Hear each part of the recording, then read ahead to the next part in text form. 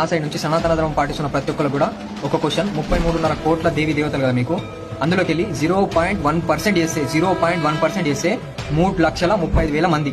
ఇంతమంది పేర్లు మీకు గుర్తుండయి, మీకు నోటెడ్ ఉండయి. ఓకేనా? జస్ట్ 350 పేర్లు మాత్రం చెప్పండి. అది చెప్పిన తర్వాత అప్పుడు మాకు తెలుసని కామెంట్ చేయండి. దానికంటే ముందు కామెంట్ చేయకండి. వీడియో ఎవరికి షేర్ చేయాలి తెలుసా?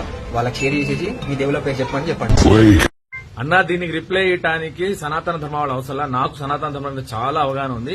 నేను చెప్తాను, 33 కోటి అంటే కోట్లు కాదు. కోటి అనేది వర్డ్ సంస్కృతం నుంచి తీసుకున్న పదము. కోటి అంటే వర్గములు, టైప్స్ కూడా అనుకోవచ్చు ఇంగ్లీష్ లో మనం. సో 33 టైప్స్ ఆఫ్ దేవి దేవతలు అన్నమాట. ఫస్ట్ ఆఫ్ ఆల్ నెంబర్ 1 ఏంది అంటే 33 ఏంటంటే అష్టవసులు అంటే 8, ద్వాదశులు అంటే 12 మంది, తర్వాత ఏకాదశ 11 మంది అంటే గ్రూప్స్ అన్నమాట. తర్వాత ఇంద్ర, తర్వాత ప్రజాపతి. టోటల్ వచ్చేసి 33 టైప్స్ ఆఫ్ దేవి దేవతలు ఉంటాయని అర్థమైందా? అంతేగాని 33 కోట్లు వాళ్ళ పేర్లేని హేళన చేయకూడదు, ఎప్పుడు చేయకూడదు. రాంగ్ అది. నాకు తెలిసి నీకు ఆన్సర్ వచ్చిందని నేను అనుకుంటున్నాను.